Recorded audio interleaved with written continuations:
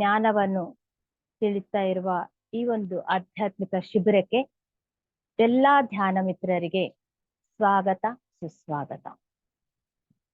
ಈ ದಿನದ ಜ್ಞಾನವನ್ನು ಯಾವ ಗುರುಗಳು ಹಂಚ್ತಾರೋ ಆ ಒಂದು ಗುರುಗಳನ್ನು ನಾವು ಆಹ್ವಾನಿಸೋಣ. ಏಕಂದ್ರೆ ಇಲ್ಲಿ ಕೂತವರೇ ಬೇರೆ, ಹೇಳವರೇ ಬೇರೆ. ಅದೇ ಆಧ್ಯಾತ್ಮಿಕತೆ. ಯಾರು ಹೇಳ್ತಾರೋ ಹೇಳೋದು ಅವರಲ್ಲ.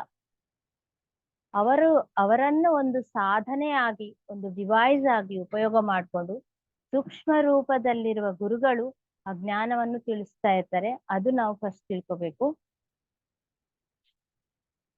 ಸಾಕಷ್ಟು ಹಲವಾರು ಸಾರಿ ಅದು ಒಂದು ಪ್ರೂವ್ ಆಗ್ತಾ ಇರುತ್ತೆ.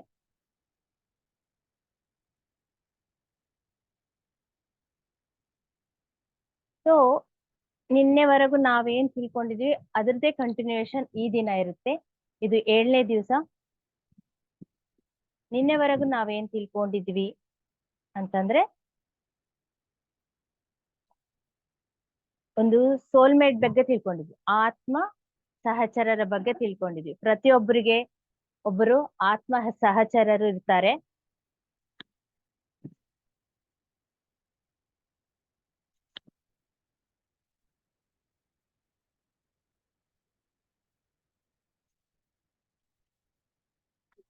ಪ್ರತಿಯೊಬ್ಬರಿಗೂ ಒಬ್ಬ ಆತ್ಮ ಸಹಚರರು ಇರ್ತಾರೆ, ಅಂದ್ರೆ ಸೋಲ್ಮೇಟ್. ಅವರನ್ನು ನಾವು ತಗೊಂಡ್ ಬರ್ತೀವಿ. ಒಂದು ಬೃಹತ್ ಕಾರ್ಯಗಳು ಯಾವಾಗ ಮಾಡ್ಬೇಕು ಅವ್ರನ್ನ ತಗೊಂಡ್ ಬರ್ತೀವಿ. ಫಾರ್ ಎಕ್ಸಾಂಪಲ್, ನಮ್ಗೆ ಗೊತ್ತಿರೋ ಎಕ್ಸಾಂಪಲ್ ಕೊಡ್ಬೇಕು ಅಂತಂದ್ರೆ ಇಲ್ಲಿ ಗ್ರೀನ್ ರಾಯಚೂರ್ ಇದೆ. ಅದರಲ್ಲಿ ರಾಜೇಂದ್ರ ಸರ್ ಅವ್ರು ವರ್ಕ್ ಮಾಡ್ತಾರೆ ಅಲ್ವಾ, ಎಲ್ಲರಿಗೆ ಅವ್ರಿಗೆ ಗೊತ್ತಿರ್ಬೋದು.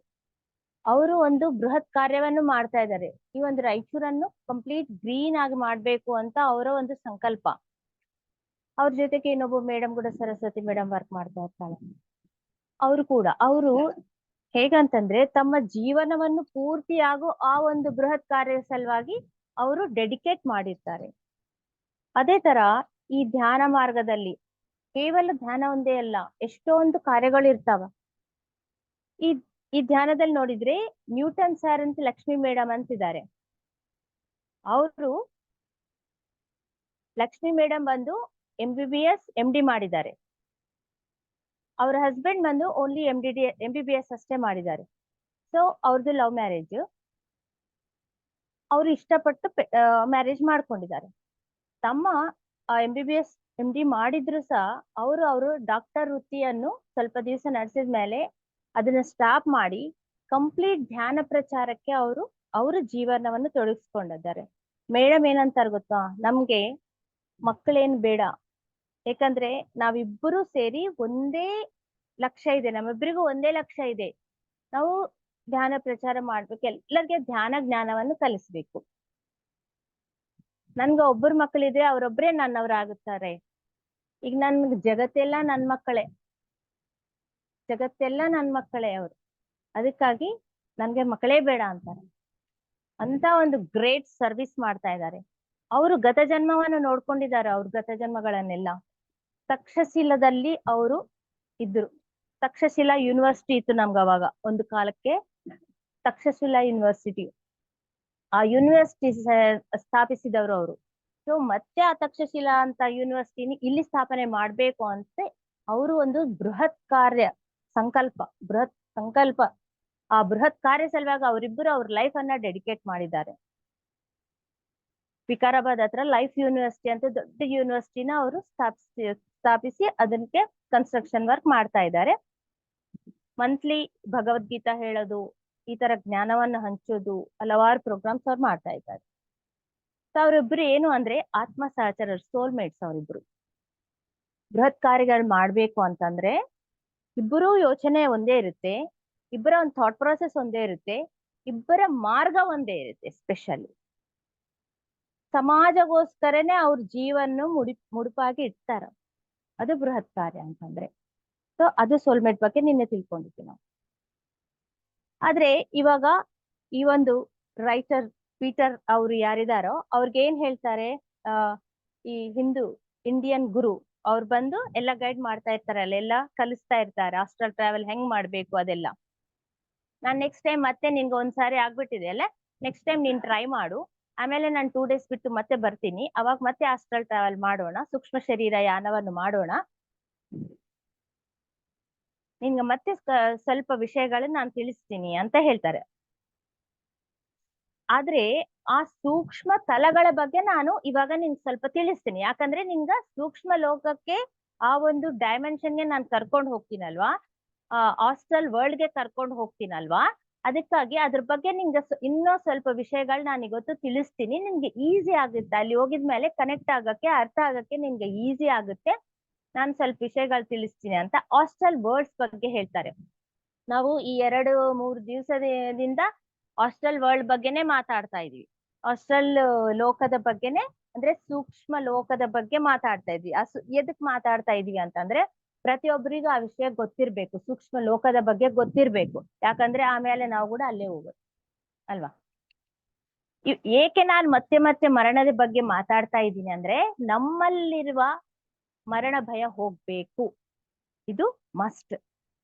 ಪ್ರತಿಯೊಬ್ಬರಲ್ಲಿ ಮರಣ ಭಯ ಅನ್ನೋದಿರುತ್ತೆ. ಮರಣ ಸಹಜ ಅಂತ ಗೊತ್ತು ನಮ್ಮೆಲ್ಲರಿಗೂ, ಆದರೂ ಮರಣ ಅಂದ್ರೆ ಒಂಥರ ಭಯ ಆಗುತ್ತೆ. ಇದು ಕೇಳಿ ಕೇಳಿ ಕೇಳಿ ಏನಾಗ್ಬೇಕು ಅಂದ್ರೆ, ಮರಣ ಅಂದ್ರೆ ಅದು ಒಂದು ನ್ಯಾಚುರಲ್ ಪ್ರೋಸೆಸ್ ಅಂತ ಆ ತರ ಮೈಂಡ್ ಸೆಟ್ ಆಗ್ಬಿಡ್ಬೇಕು. ಅದಕ್ಕಾಗಿ ನಾನು ಯಾವಾಗೂ ನಾವು ಹೋದ ತಕ್ಷಣ ಅಂತ ಹೇಳ್ತೀನಿ, ಯಾಕಂದ್ರೆ ಪ್ರತಿಯೊಬ್ಬರು ಹೋಗವ್ರೆ. ಆ ಒಂದು ವಿಷಯಗಳು ಈಗ ತಿಳ್ಕೊಬೇಕಾಗಿದೆ. ಭೂಪ್ರಪಂಚದ ಬಗ್ಗೆ ನಾವು ಓಡಾಡ್ತಾ ಇದೀವಿ, ಎಲ್ಲ ತಿಳ್ಕೊಂತಾ ಇದೀವಿ, ಅದರಲ್ಲಿ ತೊಡಗ್ತಾ ಇದೀವಿ. ಬಟ್ ಅದ್ರ ಜೊತೆ ಇದು ಎಷ್ಟು ಇಂಪಾರ್ಟೆಂಟ್ ಅಂದ್ರೆ, ಈ ಭೂಲೋಕದ ಮೇಲೆ ನಾವೇನು ಮಾಡ್ತಾ ಇದೀವಿ ಅದಕ್ಕಿಂತವಾಗೂ ಇಂಪಾರ್ಟೆಂಟ್ ಆ ವಿಷಯದ ಬಗ್ಗೆ ತಿಳ್ಕೊಂಬೋದು. ಅದು ಬಹಳ ಬಹಳ ಇಂಪಾರ್ಟೆಂಟ್ ಆಗಿದೆ. ಆ ದಾರಿ ಸುಗಮವಾಗ್ಬೇಕು, ಸುಲಭವಾಗ್ಬೇಕು, ಪರಿಣಿತಿ ಫಾಸ್ಟ್ ಆಗಿ ಆಗ್ಬೇಕು ನಮ್ದಂದ್ರೆ ಈ ವಿಷಯವೆಲ್ಲ ನಾವು ತಿಳ್ಕೊಬೇಕು, ಮಸ್ಟ್ ಅದು. ಆದ್ರೆ ಸೂಕ್ಷ್ಮ ತಲಗಳು ಅಂತ ಒಂದು ಸೂಕ್ಷ್ಮ ತಲ ಅಂತ ಅಷ್ಟೇ ಗೊತ್ತಾಗಿದೆ ಹಾಸ್ಟೆಲ್ ವರ್ಲ್ಡ್, ಆದ್ರೆ ಅದರಲ್ಲಿ ಕೂಡ ಮತ್ತೆ ಲೆವೆಲ್ಸ್ ಇರುತ್ತೆ. ಅದರಲ್ಲಿ ಕೂಡ ಲೆವೆಲ್ಸ್ ಇರುತ್ತೆ. ಎಷ್ಟು ಲೆವೆಲ್ಸ್ ಇದೆ ಅಂದ್ರೆ, ಸಪ್ತ ಭೂಮಿಕೆಗಳು ಅಂತಾರೆ. ಸೂಕ್ಷ್ಮ ಭೂಮಿಕೆ ಅಂತ ಒಂದೇ ಅನ್ಕೊಂತೀವಿ ಅಲ್ಲ, ಸಪ್ತ ಭೂಮಿಕೆಗಳಿರುತ್ತೆ, ಅದರಲ್ಲಿ ಕೂಡ ಲೆವೆಲ್ಸ್. ಇಷ್ಟುವರೆಗೆ ನೀನೇನ್ ಅವರು ಹಿಂದೂ ಗುರು ಹೇಳ್ತಾರೆ ಪೀಟರ್ಗೆ, ಇಷ್ಟುವರೆಗೆ ನೀನೇನ್ ತಿಳ್ಕೊಂಡಿದೀಯಲ್ಲ ಅದು ಓನ್ಲಿ ಸಹಸ್ರಾಂಶ ಅಂತಂದ್ರೆ, ಸಹಸ್ರ ನೀನ್ ನೋಡಿದ್ ಏನ್ ಅಲ್ಲಿ ಹೋಗಿ ನೀನ್ ತೋರ್ಸಿದಿನಲ್ಲ ಅದು ಸಹಸ್ರಾಂಶ ಅಂತಂದ್ರೆ, ಸಹಸ್ರ ಸಾವಿರಾರು ಪಾರ್ಟ್ಸ್ ಇದ್ರೆ ಒಂದು ಪಾರ್ಟ್ ಮಾತ್ರ ನೀನ್ ನೋಡ್ ಬಂದಿಯಾ. ಅಷ್ಟೊಂದು ದೊಡ್ಡದಿದೆ ಸೂಕ್ಷ್ಮ ಲೋಕ ಕೂಡ, ಅಷ್ಟೊಂದು ತಿಳ್ಕೊಂಬದಿದೆ ಇನ್ನು ಅಂತ ಹೇಳ್ತಾರೆ. ಇವಾಗ ಮರಣ ಹೊಂದಿದ್ಮೇಲೆ ಫಸ್ಟ್ ಹೋಗೋದು ಎಲ್ಲರೂ ಎಲ್ಲಿಗೆ ಅಂತಂದ್ರೆ, ಮೊದಲನೇ ತಲಕ್ಕೆ ಹೋಗ್ತಾರೆ. ಸೂಕ್ಷ್ಮ ತಲದಲ್ಲಿ ಮೊದಲನೇ ತಲಕ್ಕೆ ಹೋಗ್ತಾರೆ ಎಲ್ಲರೂ. ಅದು ಹೆಂಗಿರುತ್ತೆ ಅಂತಂದ್ರೆ, ಈ 7 ತಲಗಳು ಏನಿರುತ್ತೆ ಒಂದಕ್ಕಿಂತ ಒಂದು ಡೆನ್ಸಿಟಿ ಕಡಿಮೆ ಇರುತ್ತೆ, ಅಂದ್ರೆ ಸಾಂದ್ರತೆ ಅನ್ನೋದು ಕಡಿಮೆ ಆಗ್ತಾ ಹೋಗುತ್ತೆ ಒಂದಕ್ಕಿಂತ. ಫಸ್ಟ್ ತಲೆ ಹೆಂಗಿರುತ್ತೆ ಅಂತಂದ್ರೆ ಹೆವಿನೆಸ್ ಇರುತ್ತೆ. ಹೆವಿನೆಸ್ ಅಂತಂದ್ರೆ ಏನು ಅಂತಂದ್ರೆ, ಇಲ್ಲಿ ಏನೇನಿದೆ ಅಲ್ಲಿ ಎಲ್ಲ ಇರುತ್ತೆ. ಇಲ್ಲಿ ರಾಯಚೂರ್ ಇದೆ, ಸೇಮ್ ರಾಯಚೂರು ಮೇಲೆ ಇರುತ್ತೆ ಹಾಸ್ಟೆಲ್ ಫಾರ್ಮ್ ನಲ್ಲಿ, ಅಂದ್ರೆ ಒಂದು ಸೂಕ್ಷ್ಮ ರೂಪದಲ್ಲಿ. ಈ ಭೌತಿಕತೆ ಇರೋದಿಲ್ಲ ಅದಕ್ಕಷ್ಟೇ, ಬಟ್ ಇರುತ್ತೆ. ನಾವು ಸೂಕ್ಷ್ಮ ದೇಹದಲ್ಲಿ ಇರ್ತೀವಿ, ಅದಕ್ಕೆ ಅದು ಕಾಣುತ್ತೆ. ಅಲ್ಲಿ ಕೂಡ ನಮ್ಮ ಮನೆ ಇರುತ್ತೆ, ಅಲ್ಲಿ ರಾಯಚೂರು ಇರುತ್ತೆ, ಪ್ರತಿಯೊಂದು ಈ ಭೂಮಿ ಮೇಲೆ ಏನಿದೆ ಎಲ್ಲವೂ ಇರುತ್ತೆ ಅಲ್ಲಿ. ಆದ್ರೆ ಅಲ್ಲಿ ಜನಸಾಂದ್ರತೆ ಜಾಸ್ತಿ, ಯಾಕಂದ್ರೆ ಫಸ್ಟ್ ಹೋದ್ ಕೂಡ್ಲೆ ಅಲ್ಲಿಗೆ ಎಲ್ಲರೂ ಹೋಗೋದು, ಅಲ್ಲಿಗೆ ಹೋಗ್ತೀವಿ. ಅಲ್ಲಿ ಕೂಡ ನಮ್ಮನೆಯಲ್ಲೇ ಇರಾಕ್ ಇಷ್ಟ ಪಡ್ತೀವಿ ನಾವು, ಯಾಕಂದ್ರೆ ಅದು ಅಭ್ಯಾಸವಾಗಿರುತ್ತೆ ನಮ್ಗೆ. ಅಲ್ಲಿ ಕಂಫರ್ಟ್ ಇರುತ್ತೆ ನಮ್ಗೆ, ನಮ್ಮ ಪ್ರಪಂಚ, ನಮ್ಮ ಜನರು, ನಮ್ಮ ಮನೆ, ಈ ತರ ನಮ್ಮ ಸೊಸೈಟಿ ಈ ತರ ಅಲ್ಲೇ ಇಷ್ಟ ಪಡ್ತೀವಿ, ಅಲ್ಲಿರಾಕೆ ನಾವು ಇಷ್ಟ ಪಡ್ತೀವಿ. ಆದ್ರೆ ಅದು ಅಲ್ಲ, ಅಲ್ಲಿರ್ಬೋದು ನಿಮ್ಮಿಷ್ಟ, ಎಲ್ಲಿಗಾದ್ರೂ ಆ 7 ತಲೆಗಳಲ್ಲಿ ನಾವು ಎಲ್ಲಾದ್ರೂ ಇರ್ಬೋದು. ಆದ್ರೆ ನಮ್ಮ ಸ್ಥಿತಿಯ ಪ್ರಕಾರ ಮಾತ್ರ ಇರ್ತೀವಲ್ಲಿ, ಯಾಕಂದ್ರೆ ಮೇಲೆ ಇನ್ನು ತಲೆಗಳಿದೆ ಅಂತಾನೆ ಗೊತ್ತಿರೋದಿಲ್ಲ ನಮ್ಗೆ ಫಸ್ಟ್ ಹೋಗಿದಾಗ. ಇವಾಗ ಇಲ್ಲಿ ಫುಲ್ ಟ್ರಾಫಿಕ್ ಸೌಂಡ್ಸ್ ಎಲ್ಲ ಕೇಳ್ತಾ ಇರುತ್ತಲ್ಲ, ಮೊದಲನೇ ತಲದಲ್ಲಿ ಕೂಡ ಆ ಸೌಂಡ್ ಇವಾಗ 1 ಮೈಲ್ ಮೇಲೆ ಇದೆ ಆ ಮೊದಲನೇ ತಲ ಅಂತ ಅನ್ಕೊಂಬೇಡ, ಇಲ್ಲಿನ ಸೌಂಡ್ ಸ್ವಲ್ಪ ಕೇಳುತ್ತಲ್ಲ, ಅಂದ್ರೆ ಸ್ವಲ್ಪ ಕಡಿಮೆ ಕೇಳುತ್ತೆ ಅಷ್ಟೇ, ಬಟ್ ಇರುತ್ತೆ ಅಲ್ಲಿ ಕೂಡ. ಆದ್ರೆ ಅಲ್ಲಿ ಅಲ್ಲೇನಾಗುತ್ತೆ, ಫಸ್ಟ್ ಸ್ಟೇಜ್ ನಲ್ಲಿ ಪರ್ಗೇಟರಿ ಅಂತ ನಾವು ಇಷ್ಟಿನ ಮುಂಚೆ ನಾವು ತಿಳ್ಕೊಂಡಿದ್ವಿ, ಪರ್ಗೇಟರಿ ಅಂತ. ಆ ಪರ್ಗೇಟರಿ ಫೇಸ್ ಏನಿದೆ ಅದ್ರಲ್ಲಿ ನಮ್ಗೆ ನಮ್ ಪಿಕ್ಚರ್ ತೋರಿಸ್ತಾರೆ ಅಂತ ಹೇಳಿದೀನಿ ನಾನು. ನಮ್ಮ ಸ್ಟೋರಿ, ಈ ಒಂದು ಭೂಮಿ ಮೇಲೆ ನಾವೇನ್ ಪಾಪ ಪುಣ್ಯಗಳು ಮಾಡಿವೋ ಅವೆಲ್ಲ ಒಂದು ದೊಡ್ಡ ಸ್ಕ್ರೀನ್ ನಲ್ಲಿ ನಮ್ಗೆ ತೋರಿಸ್ತಾರೆ. ನಮ್ ಜೀವನ ಹೆಂಗೆ ನಡೆದಿದೆ, ನಾವು ಎಲ್ಲೆಲ್ಲಿ ತಪ್ಪು ಮಾಡಿವಿ ಅಂತ ಕೂಡ ನಮ್ಗೆ ಗೊತ್ತಿರಂಗಿಲ್ಲ ಇಲ್ಲಿದ್ದಾಗ. ಆದ್ರೆ ಅಲ್ಲಿ ನೀಟಾಗಿ ಆ ಆತ್ಮಕ್ಕೆ ಗೊತ್ತಾಗುತ್ತೆ.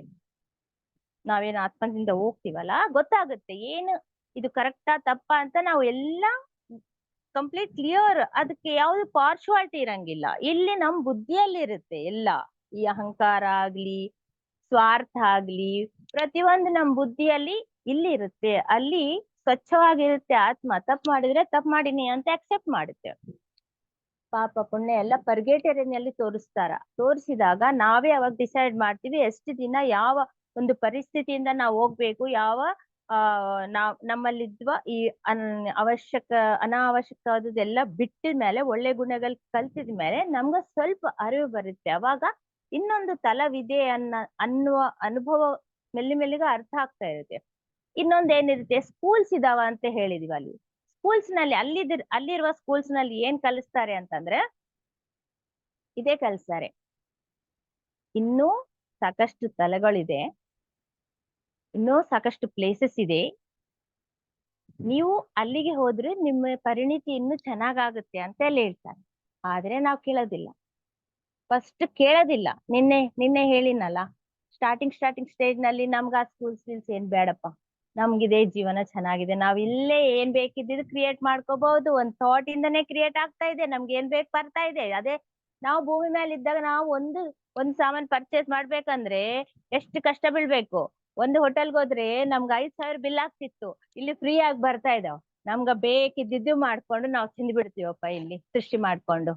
ನಮ್ಗೆ ಏನು ಎಫರ್ಟೇ ಬೇಕಿಲ್ವಲ್ಲ. ಎಷ್ಟು ಚೆನ್ನಾಗಿದೆ ಜೀವನ, ಇದನ್ನು ಬಿಟ್ಟು ನೀವು ಇನ್ನ ಮ್ಯಾಲೆ ಹೋಗಂತೀರಲ್ವಾ, ಅಲ್ಲೇನಿದೆ ಅಂತ ಹೇಳ್ತೀವಿ. ಯಾವಾಗ ಈ ಒಂದು ಭೌತಿಕತೆ ಅಂದ್ರೆ ಈ ಫಸ್ಟ್ ಲೆವೆಲ್ ನಲ್ಲಿ ಐಹಿಕತೆ ಜಾಸ್ತಿ ಇರುತ್ತೆ, ಮೆಟೀರಿಯಲಿಸ್ಟಿಕ್ ವರ್ಲ್ಡ್ ಇಂದ ನಾವು ಜಾಸ್ತಿ ಯಾರು ಕನೆಕ್ಟ್ ಆಗಿರ್ತಾರೋ ಅವರು ಮೇಲೆ ಹೋಗಕ್ ಇಷ್ಟಪಡಲ್ಲ. ಯಾರಿಗೆ ಅದು ದಾಟಿ ಇನ್ನೂ ಮೇಲೆ ಹೋಗ್ಬೇಕು ಅಂತ ಅವ್ರ ಜ್ಞಾನ ಬೆಳೆದಿರ್ತಾರೋ ಅವ್ರು ಹೋಗಕ್ ಇಷ್ಟಪಡ್ತಾರೆ. ಇವ್ರು ಕೂಡ ಏನ್ ಮಾಡ್ತಾರೆ, ಇಲ್ಲಿ ಜೀವನ ಫಸ್ಟ್ ಸ್ಟೇಜ್ ನಲ್ಲಿ ಎಲ್ಲ ಅನುಭವಿಸಿ ಸಾಕಾಗಿ ಏನ್ ಬೋರಪ್ಪ, ಹಿಂಗಂದ್ರೆ ಹಿಂಗ್ ಬರಕತ್ತಾವೆಲ್ಲ, ಇದ್ರಲ್ಲಿ ಮಜಾನೇ ಇಲ್ಲ, ಇನ್ನೇ ಏನೋ ಇರ್ಬಹುದು ತಿಳ್ಕೊಳ್ಳೋದು ಅನ್ನ ಜ್ಞಾನ ಬಂದಿದ ಮೇಲೆ ಅವ್ರು ನೆಕ್ಸ್ಟ್ ಲೆವೆಲ್ಗೆ ಹೋಗ್ಬೇಕಂತ ಆಸೆ ಪಡ್ತಾರೆ. ಸೊ ಸ್ಕೂಲ್ಸ್ ನಲ್ಲೆಲ್ಲ ಹೇಳ್ತಾರೆ ಹಿಂಗಿದೆ, ನೀನು ಇನ್ನ ಆರಾಮಾಗಿ ಹೋಗ್ಬೋದು. ಯಾವ ತರ ಹೋಗ್ಬೇಕು ಅನ್ನೋದು ಕೂಡ ಟೀಚ್ ಮಾಡ್ತಾರೆ ಅವ್ರು ಯಾವ ತರ ಹೋಗೋದಿರ್ತದಂತಂದ್ರೆ, ಈ 7 ಲೆವೆಲ್ಸ್ ಸಪ್ತ ಭೂಮಿಕೆಗಳೇನಿದೆ ಅಲ್ಲ, ಆ ಸಪ್ತ ಭೂಮಿಕೆದಲ್ಲಿ ಕೂಡ ಪ್ರತಿಯೊಂದು ಭೂಮಿಕೆದ ತತ್ವ ಬೇರೆ ಬೇರೆ ಇರುತ್ತೆ. ಇವಾಗ ಇಲ್ಲಿ ಫಿಸಿಕಲ್ ವರ್ಲ್ಡ್ ನಾಗ ಹೆವಿನೆಸ್ ಇದೆ, ಬಹಳ ಜಾಸ್ತಿ ವಜ್ಜೆ ಇರ್ತೀವಲ್ಲ ನಾವೆಲ್ಲ. ಸೂಕ್ಷ್ಮ ರೂಪದಲ್ಲಿ ಅಷ್ಟು ವಜ್ಜೆ ಇರಂಗಿಲ್ಲಲ್ಲ. ಅಂದ್ರೆ ಆ ತತ್ವ, ಬಾಡಿ ತತ್ವನೇ ಬೇರೆ, ಆ ಪದಾರ್ಥನೇ ಬೇರೆ, ಅದರಿಂದನೇ ನಾವು ತಯಾರಾಗಿರ್ತೀವಿ. ಅದೇ ತರ ಸೂಕ್ಷ್ಮ ಲೋಕದಲ್ಲಿ ಮತ್ತೆ ಸಪ್ತ ಭೂಮಿಕೆಗಳಲ್ಲಿ ಒಂದೊಂದು ಭೂಮಿಕೆ ಒಂದೊಂದು ತತ್ವದಿಂದ, ಆ ಪದಾರ್ಥದಿಂದ ತಯಾರಾಗಿರುತ್ತೆ. ಸ್ವಲ್ಪ ಎಲ್ಲಕ್ಕ ಡಿಫ್ರೆನ್ಸ್ ಇರುತ್ತೆ. ಒಂದು ತಲದಿಂದ ಇನ್ನೊಂದು ತಲಕ್ಕೆ ಹೋಗ್ಬೇಕಂದ್ರೆ ಒಂದು ಪ್ರಾಸೆಸ್ ಇರುತ್ತೆ. ಅದನ್ನ ಕಲ್ಸ್ಕೊಡ್ತಾರ ಸ್ಕೂಲ್ನಾಗೆ, ಹೆಂಗೆ ಹೋಗ್ಬೇಕು ನೀನು ಅಂತ. ಇನ್ನೊಂದು, ನಾವು ಫೈನಲಿ ಸೆಟಲ್ ಆಗಿದ್ಮೇಲೆ ಅಲ್ಲಿ, ಅಂದ್ರೆ ಫೈನಲಿ ಅಂತಂದ್ರೆ ಏನು ಅಂತಂದ್ರೆ, ಇವಾಗ ನಾವು ಬೇರೆ ಕಂಟ್ರಿಗೆ ಟೂರಿಸ್ಟ್ ವಿಸಾ ಮೇಲೆ ಕೂಡ ಹೋಗ್ತೀವಿ, ಇಲ್ಲಾಂದ್ರೆ ಅಲ್ಲಿ ವರ್ಕ್ ಮಾಡಕ್ ಕೂಡ ಪರ್ಮನೆಂಟ್ ಆಗಿ ಹೋಗ್ಬಿಡ್ತಾರ ಬಹಳಷ್ಟು ಮಂದಿ. ಟೂರಿಸ್ಟ್ ವೀಸಾ ಅಂದ್ರೆ ಒಂದು 3 months ಅಲ್ಲಿ ಹೋಗಿ ಬಂದ್ಬಿಡ್ತೀವಿ ಮತ್ತೆ ನಮ್ ದೇಶಕ್ಕೆ ನಾವು. ಪರ್ಮನೆಂಟ್ ಇರೋರು ಅಲ್ಲಿ ಪರ್ಮನೆಂಟ್ ಇರ್ತಾರೆ. ಅದೇ ತರ ನಾವು ಅಲ್ಲಿ ಟೂರಿಸ್ಟ್ ಆಗಿ ಹೋಗೋದು ಏನಂತಂದ್ರೆ, ನೈಟ್ ನಿದ್ದೆನಲ್ಲಿ ಆ ಕನ್ಸಿನಲ್ಲಿ ನಮ್ ಸೂಕ್ಷ್ಮ ಶರೀರ ಬಿಡುಗಡೆ ಮಾಡಿ ಹೋಗೋದು ಟೆಂಪರರಿ, ಮತ್ತೆ ಬಂದ್ಬಿಡ್ತೀವಿ. ಪರ್ಮನೆಂಟ್ ಅಂದ್ರೆ ಟಿಕೆಟ್ ತಗೊಂಡು ಹೋಗ್ಬಿಡ್ತೀವಿ. ಟಿಕೆಟ್ ತಗೊಂಡು ಯಾರು ಹೋಗ್ತಾರಲ್ಲ ಮೇಲೆ, ಹೋಗಿದ್ಮೇಲೆ ದೇ ಆರ್ ಪರ್ಮನೆಂಟ್ ಸ್ಟೇಯರ್ಸ್. ಅಲ್ಲಿ ಪರ್ಮನೆಂಟ್ ಅವರಿಗೆ ಒಂದು ಸಿಟಿಜನ್ಶಿಪ್ ಬಂದಂಗೆ ಅಲ್ಲಿ. ಅವ್ರು ಅಂತವ್ರು ಜಾಸ್ತಿ ಇದೆಲ್ಲ ಕಲಿಯೋದ್ ಆಗ್ಬಿಡ್ತದ. 3rd 4th ಲೆವೆಲ್ಗೆ ಹೋಗ್ಬಿಡ್ತಾರ ಅವ್ರು.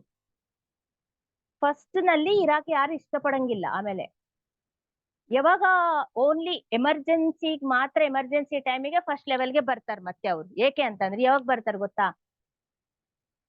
ಫಸ್ಟ್ ಲೆವೆಲ್ ಇದ್ದವರು, ಫಸ್ಟ್ ಲೆವೆಲ್ ಹೋಗಿದ್ದವ್ರು ಯಾರಾದ್ರೂ ನಮ್ಗೆ ಹೆಲ್ಪ್ ಕೇಳಿದ್ರೆ ಮಾತ್ರ ಬರ್ತಾರ. ಯಾರು ಹೆಲ್ಪ್ ಕೇಳ್ತಾರ ಅಂತಂದ್ರೆ ಮತ್ತೆ ನಮ್ ಫ್ಯಾಮಿಲಿ ಮೆಂಬರ್ಸ್ ಆಗ್ಲಿ, ನಮ್ ಫ್ರೆಂಡ್ ಸರ್ಕಿಲ್ ಆಗ್ಲಿ, ಯಾರಾದ್ರೂ ಟಿಕೆಟ್ ತಗೊಂಡು ಬಂದಿರ್ತಾರಲ್ವಾ ಅಲ್ಲಿಗೆ, ಸೊ ಅವ್ರು ಹೆಲ್ಪ್ ಕೇಳ್ತಾರೆ. ಒಂದೊಂದ್ಸಾರಿ ಮೀಟ್ ಆಗ್ಬೇಕಂತ ಕೂಡ ಕೇಳ್ತಾರೆ. ಕೇಳಿದ್ದಾಗ ಮಾತ್ರ ನಾವು ಬರ್ತೀವಿ.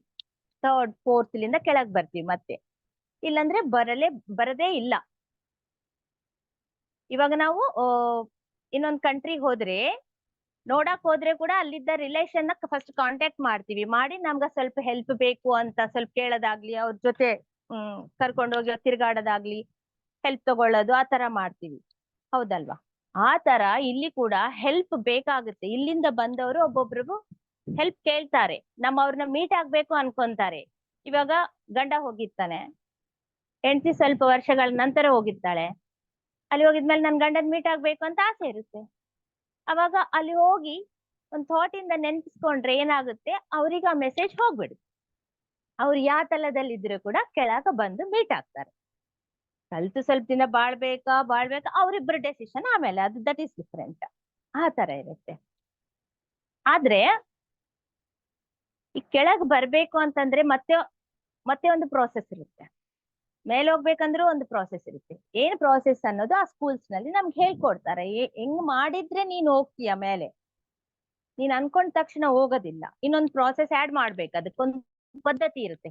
ಏನು ಅಂತಂದ್ರೆ, ನಮ್ಮ ಸೂಕ್ಷ್ಮ ದೇಹದಲ್ಲಿ ಈ 7 ಸೂಕ್ಷ್ಮ ತಲಗಳಲ್ಲಿ ಏನು ತತ್ವ, ಏನು ಪದಾರ್ಥ ಅನ್ನೋದು ಇದೆಯಲ್ಲ, ಆ ತತ್ವ ಎಲ್ಲ 7 ತಲದಕ್ಕೆ ಸಂಬಂಧಪಟ್ಟಿರುವ ತತ್ವಗಳು ಆ ಪದಾರ್ಥಲಿಂದನೇ ನಮ್ಮ ಸೂಕ್ಷ್ಮ ದೇಹ ಅನ್ನೋದು ತಯಾರಾಗಿರುತ್ತೆ. ನಮ್ಮ ಸೂಕ್ಷ್ಮ ದೇಹದಲ್ಲೇ ಮತ್ತೆ ಇಷ್ಟಿಷ್ಟು ಪೊರೆಗಳು ಎಲ್ಲ ಆ ತತ್ವಗಳು ನಮ್ಮಲ್ಲಿ ಇರುತ್ತೆ. ಆ ಕಣಗಳನ್ನು ನೀವು ಒಂದು ಸಂಕಲ್ಪದಿಂದ ಹೆಂಗೆ ಆಕ್ಟಿವೇಟ್ ಮಾಡ್ಬೇಕು ಅನ್ನೋದು ಅಲ್ಲಿ ತಿಳಿಸ್ಕೊಡ್ತಾರೆ. ಅವಾಗ ಕಣ್ಣು ಮುಚ್ಕೊಂಡು ಒಂದು ಸ್ಟ್ರಾಂಗ್ ಆಗಿ ಒಂದು ಸಂಕಲ್ಪದಿಂದ ನಾವು 2ನೇ ತಲಕ್ಕೆ ಹೋಗ್ಬೇಕು ಅಂತ ಸಂಕಲ್ಪ ಮಾಡ್ಕೊಂಡು ಆ ಮಾಡ್ಕೊಂಡಿದಾಗ ಏನಾಗ್ತದೆ, ಆ ಕಣಗಳು ಆಕ್ಟಿವೇಟ್ ಆಗ್ತಾವ. 2ನೇ ತಲ ಅಂದ್ರೆ 2ನೇ ತಲದ ಕಣಗಳು ಈ ಬಾಡಿನಲ್ಲಿ ಆಕ್ಟಿವೇಟ್ ಆಗ್ತಾವ ಸೂಕ್ಷ್ಮ ದೇಹದಲ್ಲಿ. 4ನೇ ತಲಕ್ಕೆ ಹೋಗ್ಬೇಕಂದ್ರೆ 4ನೇ ತಲಕ್ಕೆ ಸಂಬಂಧಪಟ್ಟಿದ್ದ ಕಣಗಳು ಮಾತ್ರ ಆಕ್ಟಿವೇಟ್ ಆಗ್ತಾವ. ಅವಾಗ ನೀವು ಹೋಗಕ ಅನುಕೂಲ. ಸೇಮ್ ಅದೇ ತರ ಮೇಲಿಂದ ಕೆಳಗ್ ಬರ್ಬೇಕಂದ್ರೆ ಅವರು ಅಲ್ಲಿಂದ ಮಾತಾಡಕ್ ಸಾಧ್ಯ ಇಲ್ಲ. ಮತ್ತೆ ಅವ್ರು ಕೆಳಗ್ ಬರ್ಲೇಬೇಕು, ಬಂದೇ ಅವ್ರನ್ನ ಕಾಂಟ್ಯಾಕ್ಟ್ ಆಗ್ಬೇಕು. ಅದಕ್ಕೂ ಕೂಡ ಸೇಮ್ ಅದೇ ಪ್ರಾಸೆಸ್ ಲಿಂದ ಅವ್ರ ಕೆಳಗೆ ಮೇಲೆ ಬರ್ತಾ ಇರ್ತಾರೆ. ಇದೆಲ್ಲ ಇಲ್ಲೇ ನಾವು ತಿಳ್ಕೊಬೇಕು. ಈ ಜ್ಞಾನ ಎಲ್ಲ ನಮ್ಗೆ ಒಂದ್ಸಾರಿ ನಾವು ಕೇಳಿದ್ರೆ ಏನಾಗುತ್ತದೆ, ಸುಮ್ನೆ ಪುರಾಣ ಕೇಳಿದಂಗಲ್ಲ, ಇಷ್ಟಲ್ಲಿಂದ ಕೇಳಿದ್ರೆ ಫೀಡ್ ಆಗ್ತದೆ. ಈ ಜ್ಞಾನ ಎಲ್ಲ ಫೀಡ್ ಆಗುತ್ತೆ ನಮ್ಮಲ್ಲಿ. ಅವಾಗ ನಮ್ಗ ಬಹಳ ನಾವೇನ್ ಮಾಡ್ತೀವಿ, ಇಲ್ಲಾಂದ್ರೆ ನನ್ಗ ಸ್ಕೂಲೇ ಬೇಡ, ನನ್ಗ ಅಲ್ಲಿ ಏನ್ ಹೇಳ್ತಾರೆ ನಂಗೆ ಸಂಬಂಧ ಇಲ್ಲ, ನೀವೇನಾದ್ರೂ ಮಾಡ್ಕೊರ್, ನನ್ನ ಒಳಗ್ ಬರಂಗೇ ಇಲ್ಲ ಅಂತ ಹೇಳ್ಬಿಡ್ತೀವಿ. ಅದು ನಮ್ಗೆ ಲಾಸ್.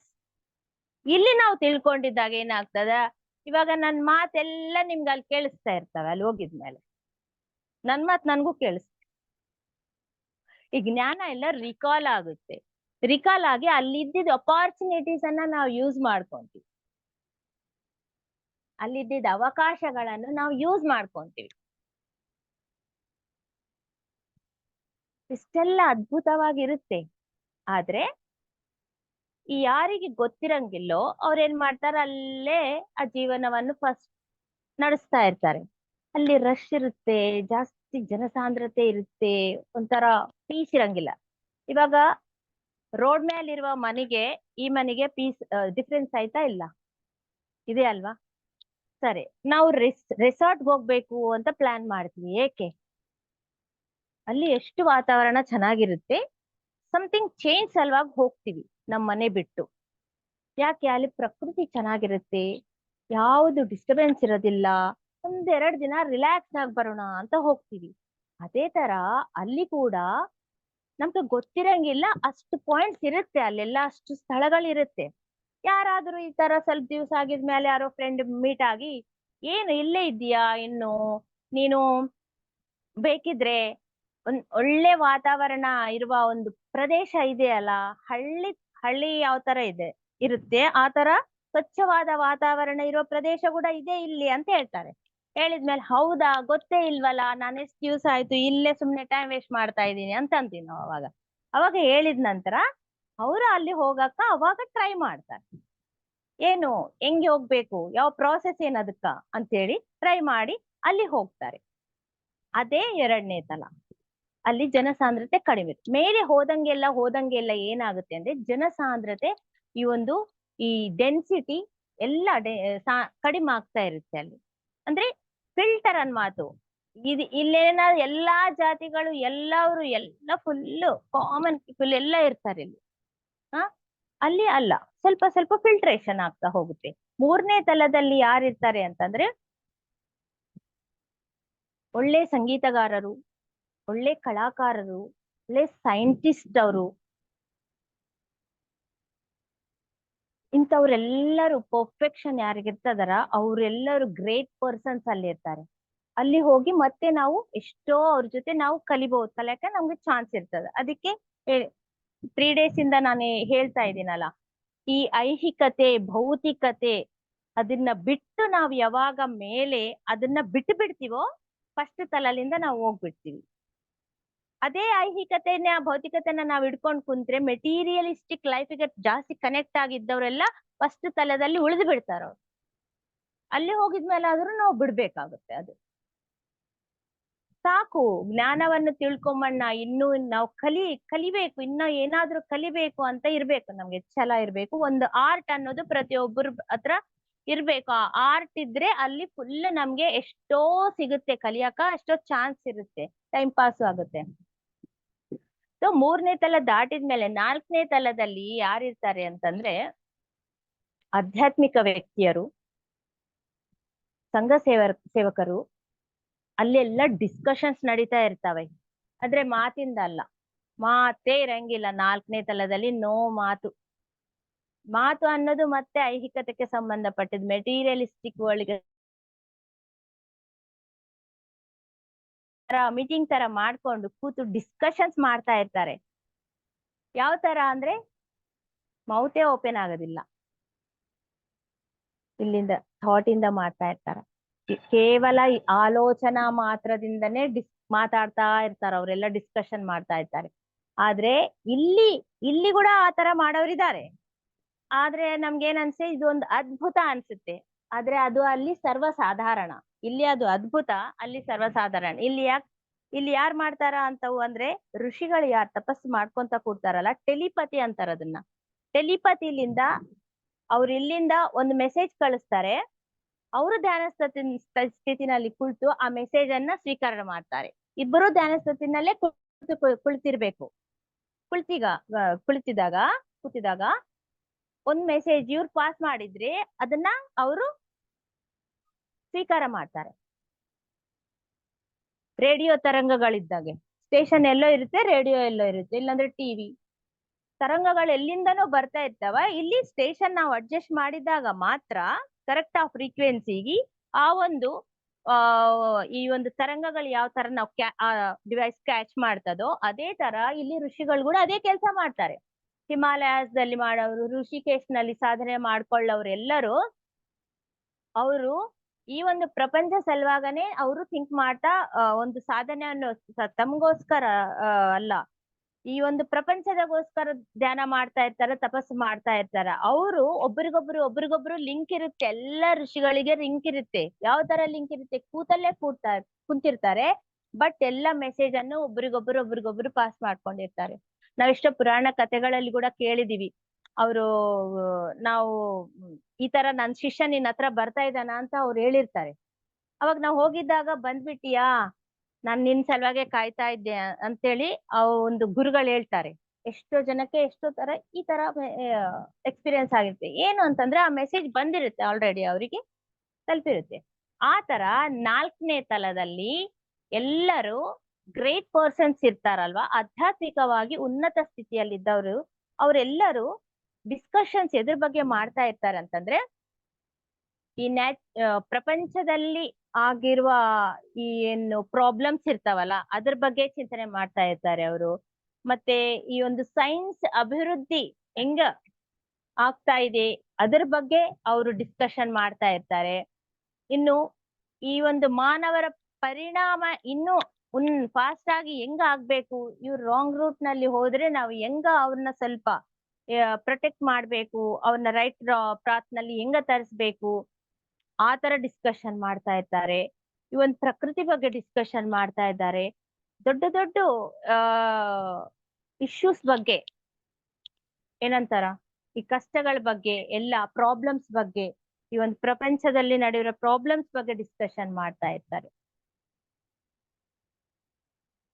ಅವರು ಜೀವನ ಮಾಡೋದೇ ಈ ಪ್ರಪಂಚದ ಜನರಿಗೋಸ್ಕರ ಅವ್ರು ಜೀವನ ಮಾಡೋದು. ಅಂತ ಉನ್ನತವಾದ ವ್ಯಕ್ತಿಗಳಿರ್ತಾರೆ. ಅಲ್ಲಿಗೆ ಹೋಗಿದ್ಮೇಲೆ ಬಹಳ ಸ್ವಲ್ಪ ಜನ ಇರ್ತಾರೆ ಅಲ್ಲಿ, ಯಾಕಂದ್ರೆ ಫಿಲ್ಟರ್ ಆಗಿರುತ್ತೆ ಅಲ್ಲಿ, ನೋಟೆಡ್ ಪರ್ಸನ್ಸ್ ಇರ್ತಾರೆ. 4ನೇ ತಲಕ ನಾವು ಹೋಗಿದ್ದಾಗ ಏನಾಗುತ್ತೆ, ನಮ್ಮನ್ನ ಪ್ರತಿಯೊಬ್ಬರಿಗೆ ಪರಿಚಯ ಮಾಡಿಸ್ತಾರೆ. ಪ್ರತಿಯೊಬ್ಬರಿಗೆ ಪರಿಚಯ ಆಗಿರ್ಬೇಕು, ಅಲ್ಲಿ ಪರಿಚಯ ಮಾಡಿಸ್ತಾರೆ. ಅದೊಂದು ಇನ್ನು 3 ತಲಗಳಿರುತ್ತೆ.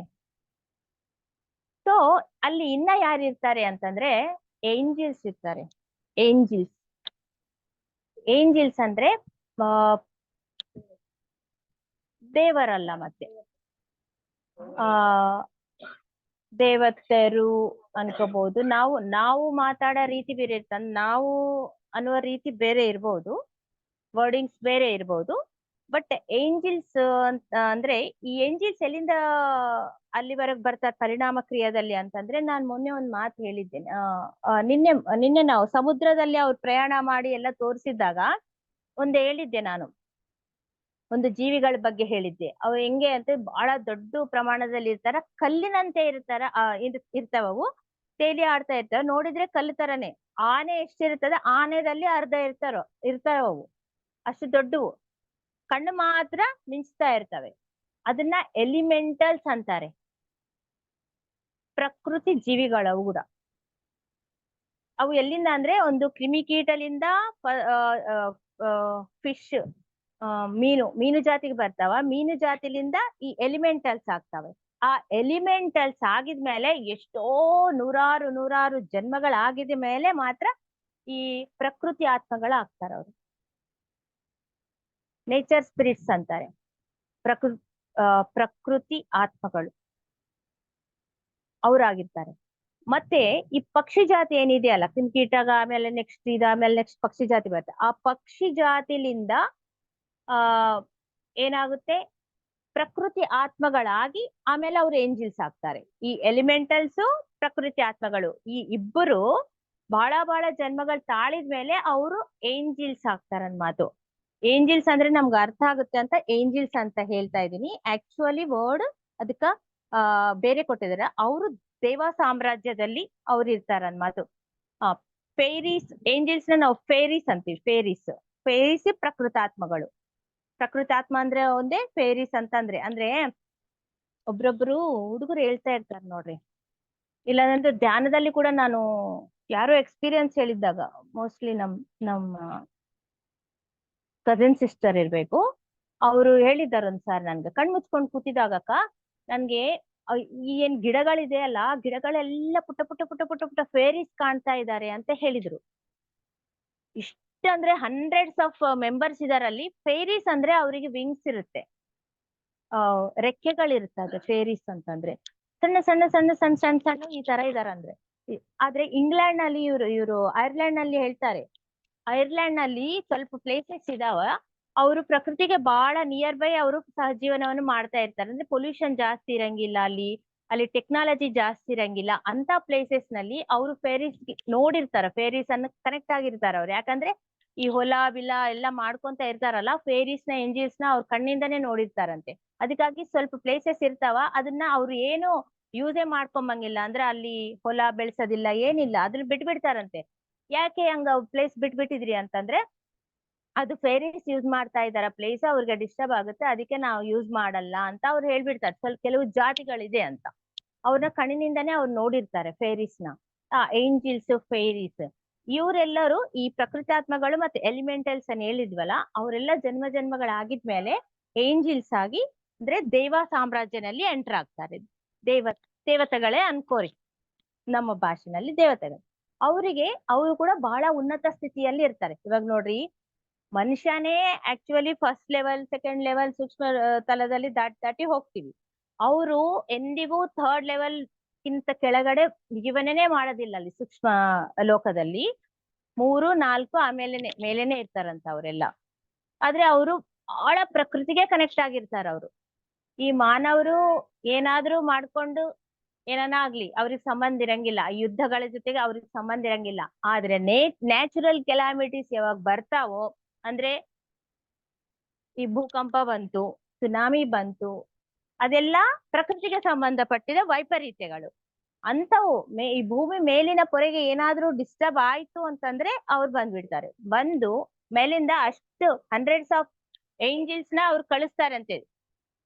ಕಳಿಸಿ ಇಲ್ಲಿ ಹೆಲ್ಪ್ ಮಾಡ್ರಿ, ನಿಮ್ಗೆ ಏನ್ ಹೆಲ್ಪ್ ಆಗುತ್ತೋ ಅದು ಮಾಡ್ರಿ ಅಂತ ಮೇಲಿಂದ ಕಳಿಸ್ತಾರಂತೆ. ಅವರು ಅವಾಗ ಬಂದು ಹೆಲ್ಪ್ ಮಾಡ್ತಾರ. ಅದು ಯಾವ ತರ ಆದ್ರೂ ಇರ್ಬೋದು, ಹೆಲ್ಪ್ ಅಂತೂ ಮಾಡ್ತಾರಂತ. ಅದಕ್ಕಾಗಿ ಹೇಳ್ತಾರಲ್ವಾ, ಏಂಜಲ್ಸ್ ಯಾವಾಗೂ ರೆಡಿ ಇರ್ತಾರ ಮನುಷ್ಯರಿಗೆ ಹೆಲ್ಪ್ ಮಾಡಾಕ. ಆದ್ರೆ ನೇಚರ್ಗೆ ಸಂಬಂಧಪಟ್ಟಿದ್ದ ಕಾರ್ಯಗಳು ನಡೀತಾ ಇದ್ವಾಗ ಮಾತ್ರ ಅವ್ರ ಹೆಲ್ಪ್ ಸಿಗುತ್ತೆ. ಬೇರೆ ನೀನು ಏನೋ ಒಂದು ನಾನು ಮಿಲ್ ಹಾಕ್ತೀನಿ, ರೈಸ್ ಮಿಲ್ ಹೆಲ್ಪ್ ಮಾಡಂದ್ರೆ ಮಾಡಂಗಿಲ್ಲ. ಅವ್ರಿಗೆ ಸಂಬಂಧನೇ ಇಲ್ಲ ಅದು. ನೀವೇನಾದ್ರೂ ಮಾಡ್ಕೊಳ್ರಿ, ನೀವು ಬರೀ ದುಡ್ಡು ಸಂಪಾದನೆ ಮಾಡಕ್ಕೆ ನೀವು ಬಡ್ದಾಡ್ತಿರ್ತಾರೆ ಯಾವಾಗೂ ಅಂತ ಅವ್ರಿಗೆ ಅವ್ರ ಇಂಟರ್ಫಿಯರ್ ಆಗುತ್ತೆ. ಸೊ ಇನ್ನೊಂದು ಹೆಂಗಿರುತ್ತೆ ಅಂತಂದ್ರೆ, ಈ ಒಂದು special type of some plants, ವೃಕ್ಷಗಳಿರುತ್ತೆ.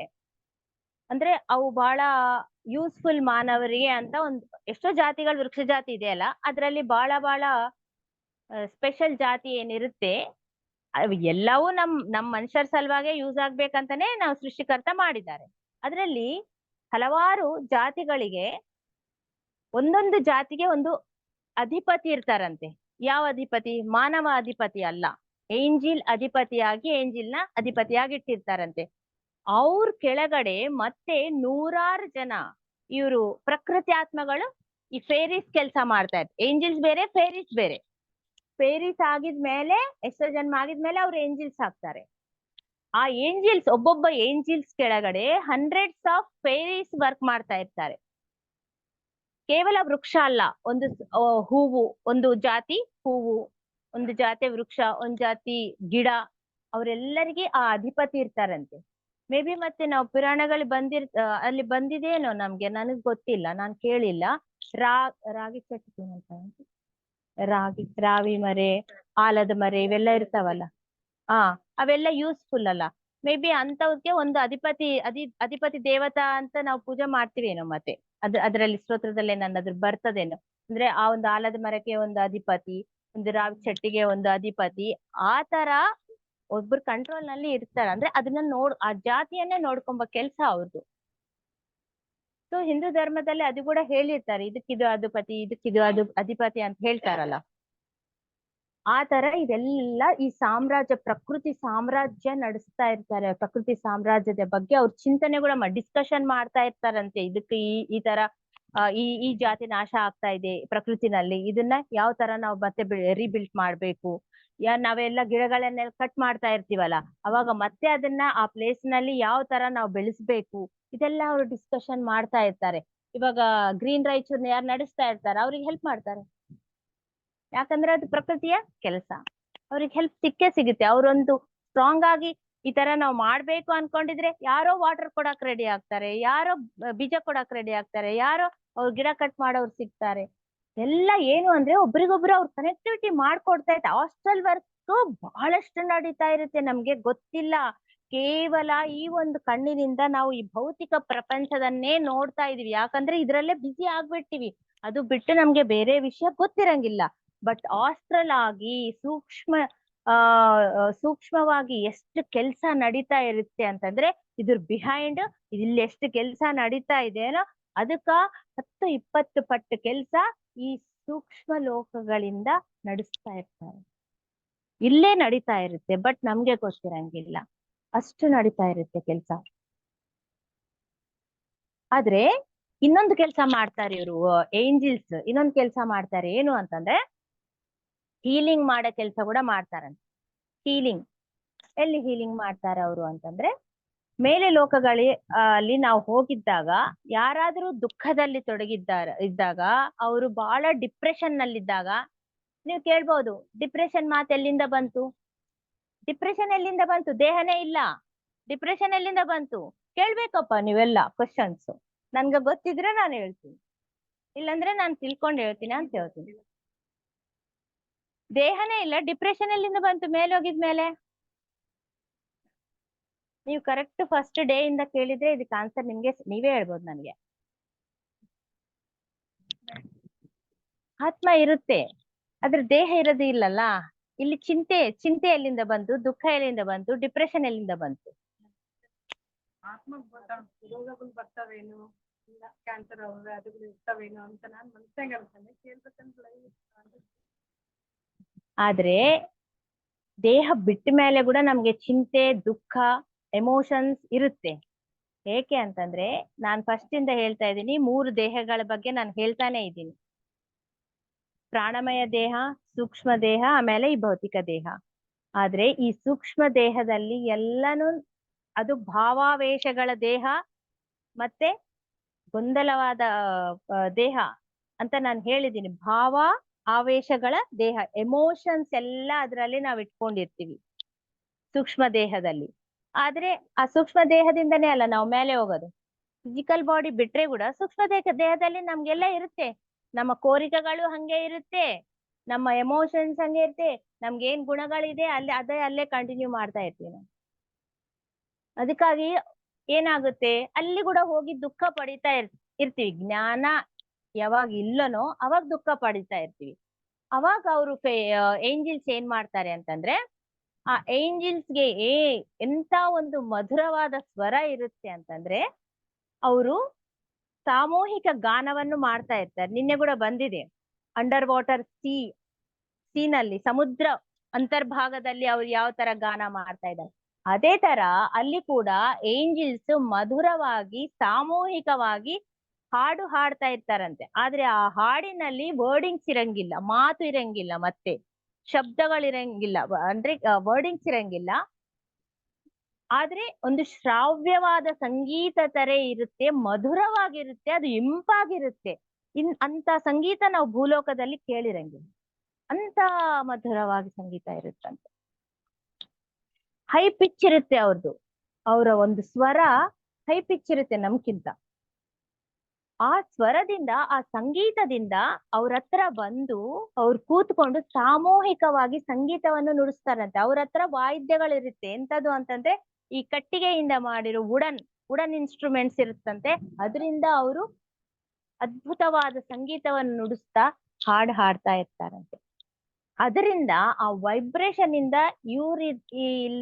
ಇವರಲ್ಲಿ ಆ ಸೂಕ್ಷ್ಮ ದೇಹದಲ್ಲಿರುವ ಆ ದುಃಖ ಅನ್ನೋದು ಹೊರಗೆ ಹೋಗ್ಬಿಡುತ್ತೆ, ಅನ್ವಾಂಟೆಡ್ ಎಮೋಷನ್ ಅನ್ನೋದು ಹೊರಗೆ ಹೋಗ್ಬಿಡುತ್ತಂತೆ. ಅಷ್ಟೇ ಹೆಲ್ಪಿಂಗ್ ನೇಚರ್ ಇರ್ತದ ಅವರಿಗೆ. ಯಾರಾದ್ರೂ ದುಃಖದಲ್ಲಿ ಕೂತಿದ್ರು ಅಂತಂದ್ರೆ ಬಂದ್ಬಿಡ್ತಾರಂತೆ. ಅದಕ್ಕಾಗಿ ಆ 3ನೇ 4ನೇ ತಲದಲ್ಲಿ ದುಃಖದಲ್ಲಿ ಯಾರು ಇರೋದೇ ಇಲ್ಲ, ಆ ಚಾನ್ಸೇ ಅವ್ರು ಕೊಡೋದಿಲ್ಲ. ಹೀಲ್ ಮಾಡ್ತಾನೆ ಇರ್ತಾರೆ ಅವ್ರು ಬಂದು ಬಂದು ಬಂದು. ಅಷ್ಟು ಒಳ್ಳೆ ಹೆಲ್ಪ್ ಅನ್ನೋದು ಅವರಿಂದ ನಮ್ಗೆ ಸಿಗ್ತಾ ಇರುತ್ತೆ.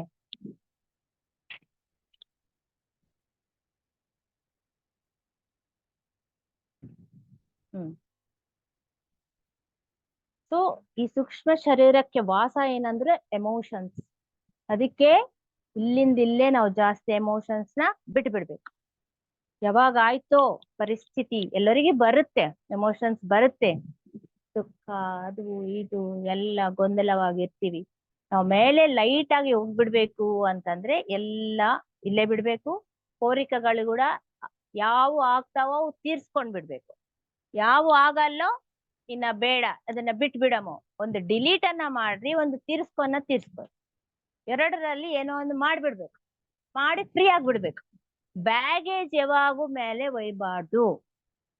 ಅದೇ ಡೆನ್ಸಿಟಿಲಿಂದ ಫಸ್ಟ್ ತಲನಲ್ಲೇ ಇರ್ತೀವಿ, ಅಲ್ಲಿ ಹೋಗಿದ್ಮೇಲೆ ನೋ ಯೂಸೇ ಇಲ್ಲ. ಇದೆಲ್ಲ ಇಂಡಿಯನ್ ಗುರು ಪೀಟರ್ ಅವರಿಗೆ ಹೇಳ್ತಾರೆ. ಇದೆಲ್ಲ ಸ್ಟೋರಿ ಅಲ್ಲ, ಸುಮ್ನೆ ಕ್ರಿಯೇಟ್ ಮಾಡಿದಲ್ಲ. ಪೀಟರ್ ಅವರ ಜೀವನದಲ್ಲಿ ನಿಜವಾಗಿ ನಡೆದಿದ್ದ ಘಟನೆಗಳಿವೆಲ್ಲ. ಅವಾಗ ಏನಂತಾರೆ ಪೀಟರ್ ಅಂತಂದ್ರೆ, ಹಿಂದೂ ಗುರು ನೋಡಿ ಇವೆಲ್ಲ ನಿನ್ ಹೇಳಿದೀನಿ, ನೆಕ್ಸ್ಟ್ ನಾಡ್ದ ಬಂದು ಮತ್ತೆ ನಿನಗೆ ಅಸ್ಟ್ರಲ್ ಟ್ರಾವೆಲ್ ಮತ್ತೆ ನಾನ್ ಮಾಡಿಸ್ತೀನಿ. ಇವರು ಸ್ವಲ್ಪ ಡಿಪ್ರೆಸ್ ಆಗ್ತಾರಲ್ಲ, ಅರೆ ನಾನ್ ಟ್ರೈ ಮಾಡಿದ್ರೆ ಆಗ್ಲಿಲ್ಲ, ಮತ್ತೆ ನಾನು ಇವೆಲ್ಲ ನೋಡ್ತೀನೋ ಇಲ್ಲೋ ಅಂತೇಳಿ. ಇಲ್ಲ, ನಾನ್ ಮತ್ತೊಂದ್ಸಲ ನೀನ್ ಕರ್ಕೊಂಡು ಹೋಗ್ತೀನಿ, ಸೆಕೆಂಡ್ ಆಸ್ಟ್ರಲ್ ಟ್ರಾವೆಲ್ ಮಾಡಿಸ್ತೀನಿ. ಸೇಮ್ ಅದೇ ತರ ನೀನ್ ಫುಡ್ ಬೇಗ ತಗೋಬೇಕು, ಮತ್ತೆ ಒಂದ್ ಪಿಲ್ ಕೊಡ್ತಾರ, ಅದು ಹಾಕೊಂಡು ನೀನ್ ಮಲಗಬೇಕು. ಆದ್ರೆ ಇನ್ನ ಈ 2 ದಿನವರೆಗೂ ಮಾಂಸಾಹಾರ ತಗೋಬಾರ್ದು, ಆಲ್ಕಹಾಲು ತಗೋಬಾರ್ದು ಅಂತ ಹೇಳ್ತಾರೆ. ಅಲ್ಲಿ ಅದು ಮಾಂಸಾಹಾರ ಅನ್ನೋದು ಕಾಮನ್ ಫುಡ್ ಅಲ್ಲ ಬೇರೆ ಕಂಟ್ರಿನಲ್ಲಿ, ಇಂಡಿಯನ್ ಅಲ್ಲ ಇವ್ರು ಇರೋದು, ಬೇರೆ ಕಂಟ್ರಿನಲ್ಲಿ ಅದು ಕಾಮನ್. ಅದಕ್ಕೆ ಫಸ್ಟ್ ಅದೇ ಹೇಳ್ತಾರೆ, ಮಾಂಸಾಹಾರ ತಗೊಂಡ್ರು ಕೂಡ ಅಸ್ಟ್ರಲ್ ಟ್ರಾವೆಲ್ ಆಗೋದಿಲ್ಲ, ಆಲ್ಕಹಾಲ್ ತಗೊಂಡಿದ್ರೆ ಕೂಡ ಅಸ್ಟ್ರಲ್ ಟ್ರಾವೆಲ್ ಆಗೋದಿಲ್ಲ. ನೀನ್ ಈ 2 ದಿವಸ ನೀನ್ ಏನು ಮುಟ್ಬಾರ್ದು. ಅವ್ರಿಗೆ ಎಷ್ಟು ಕಷ್ಟ ಅಂತಂದ್ರೆ, ಅದು ಬೇಡ ಅಂತಂದ್ರೆ ಮತ್ತೇನ್ ತಿನ್ಬೇಕು ಅಂತ ಕೇಳ್ತಾರ ಅವ್ರು. ಇನ್ನೇನಿದೆ ತಿನ್ನಾಕ ಮತ್ತೆ ಅದು ಬಿಟ್ರೆ? ನಾವೀಗ ಬೇರೆ ಕಂಟ್ರಿಗೆ ಟೂರ್ಗೆ ಹೋದ್ರೆ ಎಷ್ಟು ಕಷ್ಟ ಆಗುತ್ತೆ, ಇಂಡಿಯನ್ ಹೋಟೆಲ್ಸ್ ಇಲ್ಲ ಅಂತಂದ್ರೆ. ವೆಜ್ ಅಂದ್ರೆ ಗೊತ್ತೇ ಆಗಲ್ಲ ಅವರಿಗೆ, ಎಗ್ಗಿದ್ರೆ ಕೂಡ ವೆಜ್ ಅಂತ ಹೇಳ್ಬಿಡ್ತಾರ ಅವರು. Veg, what is veg? No no no, we don't have like that food ಅಂತ ಹೇಳ್ತಾರೆ. ಅಲ್ಲಿ ಗೊತ್ತೇ ಆಗೋದಿಲ್ಲ, ವೆಜ್ ಅಂದ್ರೇನೆ ಗೊತ್ತಾಗೋದಿಲ್ಲ, ಅಷ್ಟು ಕಷ್ಟ ಅಲ್ಲಿ. ಅದಕ್ಕೆ ಅವ್ರು ಸ್ಪೆಷಲಿ ಹೇಳ್ತಾರೆ, ನೀನು ಮಾಂಸ ತಗೋಬಾರ್ದು 2 ದಿವಸ ಅಂತ ಹೇಳ್ತಾರೆ. ಆದ್ರೆ ಇವತ್ತು ಕೂಡ ನೀನ್ ಟ್ರೈ ಮಾಡು, ನಾಳೆ ನಾನ್ ಮಾಡಿಸ್ತೀನಿ ಅಂತಂದ್ರೆ ಆ ಅವತ್ತು ಕೂಡ ಅವರು ಯಾವ ದಿನ ಅವ್ರು ಬಂದು ಹೋಗ್ತಾರಲ್ಲ ಹಿಂದೂ ಗುರು, ಅವತ್ತೇ ಅವ್ರು ಟ್ರೈ ಮಾಡ್ತಾರೆ. ಅವತ್ ನೈಟ್ ಕೂಡ ಇವ್ರು ಟ್ರೈ ಮಾಡ್ತಾರೆ. ಟ್ರೈ ಮಾಡಿ ಸೇಮ್ ಅದೇ ತರ ಊಹೆ ಮಾಡ್ಕೊಂಡು ರಿಲ್ಯಾಕ್ಸ್ ಆಗಿ ಮಲ್ಕೊಂಡು ತನ್ನ ಬಾಡಿಯನ್ನೇ ತಾನು ಮಿರರ್ ನಲ್ಲಿ ನೋಡ್ಕೊಂಡಿದಂಗ ಮಾಡ್ಕೊಂಡು ನಿಧಾನವಾಗಿ ನಿದ್ದೆನಲ್ಲಿ ಹೋಗ್ಬಿಟ್ಟಿದ್ಮೇಲೆ ಮೆಲ್ಲಿಕ್ ಅವ್ರ ಆಸ್ಟ್ರಲ್ ಗಾಡಿ ಹೊರಗ್ ಬರುತ್ತೆ. ಅವ್ರ ಏನಂತಾರೆ, ಫಸ್ಟ್ ಬೇಜಾರಾಗ್ಬಿಡ್ತಾರೆ, ನನ್ಗೆ ಬಂದಿಲ್ವಲ್ಲ ಅಂತ ಬೇಜಾರಾಗ್ತಾರೆ ಅವರು. ಬಂದಿಲ್ಲ ಅಂದ್ರೆ ಹಿಂದೂ ಗುರು ಬಂದ್ಮೇಲೆ ಏನಂತಾರೆ ಗೊತ್ತಾ, ನೀನು ಬೇಜಾರು ಆಗ್ಬಾರ್ದು, ಯಾಕಂತಂದ್ರೆ ಇದು ಇಷ್ಟಾದ್ರೂ ನಿನ್ಗೆ ಗೊತ್ತಾಗ್ತಾ ಇದೆಯಲ್ಲ, ನೀನ್ ಇಷ್ಟು ಪ್ರಯತ್ನ ಮಾಡ್ತಾ ಇದೆ. ಕೆಲವು ಮಂದಿ ಏನ್ ಮಾಡ್ತಾರೆ ಅಂತಂದ್ರೆ, ಇದು ದೈವ ಸಂಕಲ್ಪ. ಏನಾದ್ರೂ ನಡೆದಿದ್ರೆ ನಮ್ ಜೀವನದಲ್ಲಿ ಏನಾದ್ರೂ ನಡೆದಿದ್ರೆ ಏನ್ ಅನ್ಕೊಂತೀವಿ ನಾವು, ಇದು ದೈವ ಸಂಕಲ್ಪ, ದೈವ ಸಂಕಲ್ಪದಿಂದನೇ ಎಲ್ಲ ನಡೀತಾ ಇರುತ್ತೆ, ಈಶ್ವರನ ಆಜ್ಞೆ ಇಲ್ಲ ಅಂತಂದ್ರೆ ಒಂದು ಇರುವೆ ಕೂಡ ನಮ್ಗೆ ಇದು ಆಗೋದಿಲ್ಲ ಅಂತ ನಾವು ಹೇಳ್ತೀವಲ್ಲ, ಅದು ನಂಬಿಕೆ. ಆ ಸೃಷ್ಟಿಕರ್ತ ಮೇಲೆ ನಮಗೆ ಇರುವ ನಂಬಿಕೆ ಅದು. ಆ ನಂಬಿಕೆ ಅನ್ನೋದು ಬಹಳ ಒಳ್ಳೇದು, ಕರೆಕ್ಟೇ. ಆದ್ರೆ ಜ್ಞಾನ ಅನ್ನೋದು ನಂಬಿಕೆಗಿಂತ ಇನ್ನೂ ಗ್ರೇಟ್, ದೊಡ್ಡದು ಯಾವುದು ಅಂದ್ರೆ ಜ್ಞಾನ. ಎಲ್ಲರಿಗೂ ಕಷ್ಟಗಳು ಬರುತ್ತೆ, ಎಲ್ಲರ ಒಂದು ಪರಿವಾರದಲ್ಲಿ ಒಂದು ಮರಣ ಅನ್ನೋದು ನಡೆಯುತ್ತೆ. ಆದ್ರೆ ನೀನೇನ್ ಮಾಡಿದೀಯ, ನಿನ್ನ ತಮ್ಮ ಮರಣ ಹೊಂದಿದ್ಮೇಲೆ ಅದಕ್ಕೆ ಆನ್ಸರ್ ಬೇಕೇ ಬೇಕು ಅಂತ ನೀನು ಕುಂತಿದೀಯ, ಗಟ್ಟಿಯಾಗಿ ಕುಂತಿದೀಯ. ನೀನು ಕೂಡ ಅದೇ ತರ ಇರ್ಲಿ ಬಿಡು, ಎಲ್ಲ ದೈವ ಸಂಕಲ್ಪದಿಂದನೇ ಆಗ್ತಾವ, ನಾನು ಸುಮ್ನೆ ಕಾಂಪ್ರಮೈಸ್ ಆಗ್ಬಿಡ್ಬೇಕು ಅಂತಂದ್ರೆ ನಿನ್ಗೆ ಈ ಜ್ಞಾನ ಸಿಗ್ತಾ ಇರ್ಲಿಲ್ಲ. ಆದ್ರೆ ನಾವೇನ್ ಮಾಡ್ಬೇಕು, ಅದು ನಂಬಿಕೆ ಇಡಬೇಕು. ಎಸ್ ಹೌದು, ಎಲ್ಲ ಒಂದು ಸಂಕಲ್ಪ, ದೈವ ಸಂಕಲ್ಪದಿಂದ ಆಗ್ತಾವ, ಎಲ್ಲದೂ ನಮ್ ಒಳ್ಳೇದಕ್ಕೆ ಅಂತ ಅನ್ಕೋಬೇಕು. ಆದ್ರೆ ಅಲ್ಲಿಗೆ ಸ್ಟಾಪ್ ಆಗ್ಬಾರ್ದು, ನಾವು ಅಲ್ಲಿಗೆ ಸ್ಟಾಪ್ ಆಗ್ಬಾರ್ದು. ಇದಕ್ಕ ಮೂಲ ಏನು, ಈ ಒಂದು ಪರಿಸ್ಥಿತಿ ಬಂದಿದೆ, ಈ ಕಷ್ಟ ಬಂದಿದೆ, ಅದಕ್ಕ ಮೂಲ ಜ್ಞಾನವೇನು ಅಂತ ನಾವು ಕೇಳ್ಬೇಕು. ಕೇಳಿದಾಗ ಮಾತ್ರ ನಿನ್ಗೆ ಸಿಗುತ್ತೆ. ನೀನ್ ಅದು ಹೆಂಗೆ ಅಂತಂದ್ರೆ ಅಷ್ಟು ತಪನೆ ಇರ್ಬೇಕು. ಮತ್ತೆ ಕೇಳೋದ್ರಲ್ಲಿ ಕೂಡ ಒಂದೇ ಸುಮ್ನೆ ಕೇಳಿ ಬಿಡೋದಲ್ಲ, ಒಂದು ಬಾಯ್ಲಿಂಗ್ ಪಾಯಿಂಟ್ ಇರ್ಬೇಕು. ಅದಕ್ ಕೂಡ ಅಷ್ಟು ಒಳಗಡೆ ಆ ಘರ್ಷಣೆ ಇರ್ಬೇಕು, ಆ ತಪನೆ ಇರ್ಬೇಕು. ಪ್ರತಿಯೊಂದಕ್ಕೊಂದು ಬಾಯ್ಲಿಂಗ್ ಪಾಯಿಂಟ್ ಇರುತ್ತೆ. ಈಗ ನೀರಿಗೆ ಒಂದು ಬಾಯ್ಲಿಂಗ್ ಪಾಯಿಂಟ್ ಇರುತ್ತೆ, ಆ ಪಾಯಿಂಟಿಗೆ ಅದು ಅಷ್ಟು ಡಿಗ್ರೀಸ್ ಟೆಂಪರೇಚರ್ ಬೆಳೆದ ಮೇಲೆ ಆವಿ ಆಗ್ಬಿಡುತ್ತೆ ನೀರು. ಅದೇ ತರ ಎಣ್ಣೆಗೂ ಇರುತ್ತೆ ಒಂದು ಸ್ಮೋಕಿಂಗ್ ಪಾಯಿಂಟ್ ಅಂತಾರೆ ಅದನ್ನ. ಇವಾಗ ಗ್ರೌಂಡ್ ನಟ್ ಆಯಿಲ್ ಅಂತೀವಲ್ಲ, ಶೇಂಗದ ಎಣ್ಣೆಗೆ ಎಲ್ಲಾ ಎಣ್ಣೆದ್ಕಿಂತ ಜಾಸ್ತಿ ಸ್ಮೋಕಿಂಗ್ ಪಾಯಿಂಟ್ ಇರುತ್ತಂತೆ. ಅದಕ್ಕಾಗಿ ಕರಿಯಕ್ಕ ಅದನ್ನ ಬಳಸ್ರಿ ಅಂತ ಇತ್ತೀಚೆಗೆ ಹೇಳ್ತಾ ಇದ್ದಾರೆ. ಎಲ್ಲಾ ಎಣ್ಣೆದ್ಕಿಂತ ಒಂದು ಶೇಂಗದ ಎಣ್ಣೆ ಕರಿಯಕ್ಕ ಬಳಸ್ಬಹುದು, ಬೆಟರ್, ಅದ್ರ ಸ್ಮೋಕಿಂಗ್ ಪಾಯಿಂಟ್ ಹೆಚ್ಚು. ಅದೇ ತರ ನಿನ್ನಲ್ಲಿ ಕೂಡ ಆ ತಪನೆ, ಘರ್ಷಣೆ ಎಷ್ಟು ಬಾಯ್ಲಿಂಗ್ ಪಾಯಿಂಟ್ ವರೆಗೆ ಹೋಗ್ಬೇಕು ಅಂತಂದ್ರೆ ಆ ಮೂಲದಿಂದ ನಿನ್ಗೆ ಆನ್ಸರ್ ಬರ್ಬೇಕು. ಆ ತರ ಕೇಳಿದಾಗ ಮಾತ್ರ ಬರುತ್ತೆ. ಅದೇ ಜ್ಞಾನ ಕೇಳುವ ಪದ್ಧತಿ ಅದೇ. ಆದ್ರೆ ಆ ನಂಬಿಕೆ ಇಡ್ಬೇಕು. ಎಲ್ಲಿಡ್ಬೇಕು? ಜ್ಞಾನ ಯಾವಾಗ ಸಿಗ್ತಾ ಇರುತ್ತೋ ಆ ಜ್ಞಾನದಲ್ಲಿ ನಂಬಿಕೆ ಇಡ್ಬೇಕು ಅಂತಂದ್ರೆ ಏನ್ ಅರ್ಥ? ಇದೆಲ್ಲ ನಾವು ಕೇಳ್ತಾ ಇದ್ವಿ, ಇದೇನು ಎಲ್ಲ ಕೇಳಿದ್ರೆ ಒಂಥರ ಅನಿಸ್ತಾ ಇದೆ, ಇದು ಅಸಲ್ ನಿಜವಾ ಸುಳ್ಳ, ಸುಮ್ನೆ ಏನೋ ಒಂದು ಹೇಳ್ತಾ ಇದ್ದಾರಾ ಅಂತ ಒಂದು ಡೌಟ್ ಬರುತ್ತೆ ಮನುಷ್ಯಗೆ. ಆ ಮನುಷ್ಯ ಒಂದು ತಲೆಯಿಂದ ಯೋಚನೆ ಮಾಡಿದಾಗ ಡೌಟ್ ಬರುತ್ತೆ, ಏನು ಯಾವಾಗೂ ಕೇಳೇ ಇಲ್ಲಲ್ಲ, ಏನೇನೋ ಹೇಳ್ತಾ ಇದ್ದಾರೆ, ಇವೆಲ್ಲ ಇರ್ತಾವ ಆಕ್ಚುಲಿ, ನಿಜವಾಗಿ ಇರುತ್ತಾ ಅಂತ ಒಂದು ಡೌಟ್ ಬರುತ್ತೆ. ಅಲ್ಲಿ ಡೌಟ್ ಅಲ್ಲ, ಅಲ್ಲಿ ನಾವು ಈ ಜ್ಞಾನವನ್ನು, ಆ ನಂಬಿಕೆಯನ್ನು ಇಲ್ಲಿಡ್ಬೇಕು, ಜ್ಞಾನದಲ್ಲಿಡ್ಬೇಕು. ನಂಬಿಕೆಕ್ಕಿಂತ ಜ್ಞಾನ ಬಹಳ ಬಹಳ ಉತ್ತಮವಾದದ್ದು. ಸೊ ನೀನು ಕೇಳಿದೆ, ಅದಕ್ಕಾಗಿ ಈ ಒಂದು ವಿಧಾತ ಒಂದು ಗುರುವನ್ನ ನಿನ್ನ ಹತ್ರ ಕಳ್ಸಿದ್ದಾರೆ. ಎಲ್ಲರ ಮನೆಯಲ್ಲಿ ಮರಣ ಸಹಜ, ಮರಣ ಆಗ್ತಾನೆ ಇದೆ, ಎಲ್ಲರಿಗೆ ಈ ತರ ಬಂದು ಹೇಳ್ತಾ ಇಲ್ವಲ್ಲ. ನಿನ್ಗೆ ಯಾಕೆ ಸಿಕ್ಕಿದೆ? ನಿನ್ನಲ್ಲಷ್ಟು ತಪನ ಇತ್ತು, ತಿಳ್ಕೊಬೇಕು, ನಿನ್ನಲ್ಲಷ್ಟು ನೋವು ಇತ್ತು, ನಿನ್ ತಮ್ಮನ್ನ ಮೀಟ್ ಆಗ್ಬೇಕು ಅಂತ, ಅದಕ್ಕೆ ನಿಂಗೆ ಸಿಗ್ತಾ ಇದೆ ಅಂತ ಹೇಳ್ತಾರೆ. ಸೊ ಇವರು ಆ ನೆಕ್ಸ್ಟ್ ಡೇ ಹೋಗಿ ಸ್ವಲ್ಪ ಟ್ರೈ ಮಾಡಿ ನೋಡಿದ್ರೆ ಅಸ್ಟ್ರಲ್ ಟ್ರಾವೆಲ್ ಆಗುತ್ತೆ. ಅದೇ ತರ ಮನೆಯಿಂದ ಹೊರಗೆ ಬರ್ತಾರೆ, ಸ್ವಲ್ಪ ಸ್ಟೆಪ್ಸ್ ಇಳಿತಾರೆ, ಆಮೇಲೆ ಮನೆ ದಾಟಿದ್ಮೇಲೆ ಸಮುದ್ರ ಹತ್ರ ಹೋತಾರೆ. ಆಮೇಲೆ ಅದು ಏನು ನೆನ್ಪಿರಲ್ಲ, ಮತ್ತೆ ಬೆಳಗ್ಗೆ ಎಚ್ಚರ ಆಗ್ಬಿಡುತ್ತೆ. ಅಷ್ಟಾದ್ರೂ ಟ್ರೈ ಮಾಡ್ತಾರಲ್ವಾ. ಅದಕ್ಕೆ ಇಲ್ಲಿ ಪೀಟರ್ ಅವ್ರು ಏನ್ ಹೇಳ್ತಾರೆ, ಏನಾದ್ರೂ ನಿಮ್ಗೆ ಪ್ರಾಬ್ಲಮ್ ಬಂದ್ರೆ ಕೂಡ ಪ್ರಾಬ್ಲಮ್ ಅಲ್ಲ, ಏನೋ ಒಂದ್ ಸಾಧನೆ ಮಾಡ್ತಾ ಇದ್ರಿ, ಇವಾಗ ನೀವು ಧ್ಯಾನ ಮಾಡ್ತಾ ಇದ್ರು, ಸ್ಟಾರ್ಟಿಂಗ್ ನಲ್ಲಿ ಬಂದವರು ಒಂದ್ 3 days 4 days ಮಾಡ್ತಾರ, ಒಂದ್ 20 days ಮಾಡ್ತಾರ, ಆಮೇಲೆ ಇದು ನನ್ಗೆ ಏನು ಸೆಟ್ಟೆ ಆಗ್ತಾ ಇಲ್ಲಪ್ಪ, ನಾನು ಎಷ್ಟು ಕುಂತ್ರೆ ಕೂಡ ನನ್ಗ ಸೆಟ್ಟೆ ಆಗ್ತಾ ಇಲ್ಲ, ಧ್ಯಾನನೇ ಆಗ್ತಾ ಇಲ್ಲ, ನನ್ಗೇನ್ ಅನುಭವ ಬರ್ತಾ ಇಲ್ಲ, ನನ್ಗ ಅದು ಹಂಗ ಹಿಂಗ ಆಗ್ತಾ ಇದೆ, ನಾನ್ ಬಿಟ್ಟೇ ಬಿಡ್ತೀನಿ, ಯಾಕೆ ಕೊಡ್ಬೇಕು ಅಂತ ಬಿಟ್ಟೇ ಬಿಡ್ತಾರ. ಆ ತರ ಮಾಡ್ಬಾಡ್ರಿ. ನೀವೇನೋ ಒಂದ್ ತಿಳ್ಕೊಬೇಕು ಅಂತಂದ್ರೆ ಅದಕ್ಕೆ ನಾವು ಯಾವಾಗೂ ಕನೆಕ್ಟ್ ಆಗಿರ್ಬೇಕು. Try and you will be succeed. ಎಂದೋ ಒಂದು ದಿನ ನಿನ್ಗೆ ಹಾಗೆ ಆಗುತ್ತೆ. ನಾನು ಬೇಜಾರಾಗಿದ್ದೀನಿ, ಆದ್ರೆ ಇವಾಗ ನಾನು ಅಸ್ಟ್ರಲ್ ಟ್ರಾವೆಲ್ ಮಾಡಾಕ ಕೂಡ ನನ್ಗೆ ಸ್ವಲ್ಪ ಬರ್ತಾ ಇದೆಯಲ್ಲ ಅಂತ ಪೀಟರ್ ಅವ್ರು ಹೇಳ್ಕೊಡ್ತಾರೆ. ಸೊ ನೆಕ್ಸ್ಟ್ ಡೇ ಅವ್ರು ಹೇಳ್ತಾರೆ, ಇಂದು ಗುರು ಅವರು ಎಲ್ಲಾನು ನೀನ್ ಬರ್ದಿಟ್ಕೊ, ನಾನು ನೆಕ್ಸ್ಟ್ ಡೇ ಮತ್ತೆ ಬಂದು ನಿನ್ಗೆ ಅಸ್ಟ್ರಲ್ ಟ್ರಾವೆಲ್ ಮಾಡಿಸ್ತೀನಿ ಅಂತ ಹೇಳಿ ಅವ್ರು ಹೋಗ್ಬಿಡ್ತಾರೆ. ಅಂದ್ರೆ ಫಿಸಿಕಲಿ ಬರ್ತಾರ. ಒಂದ್ಸಾರಿ ನಾಳೆ ರಾತ್ರಿ ಹಾಸ್ಟೆಲ್ ಆಗಿ ಬರ್ತೀನಿ, ನಾಡ್ದ ಫಿಸಿಕಲ್ ಆಗಿ ಬರ್ತೀನಿ ಅಂತ ಹೇಳಿ ಅವರು ಹೋಗ್ಬಿಡ್ತಾರೆ ಅನ್ನೋದು. ಸೊ ಅವ್ರು ಖುಷಿ ಆಗ್ತಾರೆ, ಇಷ್ಟಕ್ಕೊಂದು ಪರಲೋಕದ ಜ್ಞಾನವನ್ನು ನೀವು ತಿಳಿಸ್ತಾ ಇದ್ದೀರಿ, ಅದಕ್ಕೆ ನಂಗೆ ಬಹಳ ಖುಷಿ ಆಗ್ತಾ ಇದೆ, ನಾನ್ ಬಹಳ ಎಕ್ಸೈಟ್ಮೆಂಟ್ ಲಿಂದ ಇದ್ದೀನಿ. ನೆಕ್ಸ್ಟ್ ಅಸ್ಟ್ರಲ್ ಟ್ರಾವೆಲ್ ಯಾವಾಗ ಮಾಡಿಸ್ತೀರಿ, ಅಲ್ಲಿ ಇನ್ನ ಹೊಸ ಏನು ತೋರಿಸ್ತೀರಿ ಅಂತ ನಾನು ಎಕ್ಸೈಟ್ಮೆಂಟ್ ಲಿಂದ ಇದ್ದೀನಿ ಅಂತ ಅವರು ಬಹಳ ಖುಷಿಲಿಂದ ಅವರಿಗೆ ನಮಸ್ಕಾರ ಮಾಡಿ ಕಳಿಸ್ತಾರೆ. ಓಕೆ, ನೆಕ್ಸ್ಟ್ ಮತ್ತೆ ಏನು ಅಸ್ಟ್ರಲ್ ಟ್ರಾವೆಲ್ ಏನ್ ಮಾಡಿಸ್ತಾರೆ, ಅದರಲ್ಲಿ ಏನ್ ತೋರಿಸ್ತಾರೆ ಅನ್ನೋದು ನಾಳಿನ ಒಂದು ಸೆಷನ್ ನಲ್ಲಿ ನಾವು ತಿಳ್ಕೊಳ್ಳೋಣ. ಅಷ್ಟರವರೆಗೂ ಈ ಅದ್ಭುತವಾದ ಜ್ಞಾನವನ್ನು ತಿಳಿಸ್ಕೊಟ್ಟಿರುವ ಎಲ್ಲಾ ಗುರುಗಳಿಗೆ ಹೃದಯಪೂರ್ವಕವಾಗಿ ಧನ್ಯವಾದಗಳು ತಿಳಿಸೋಣ.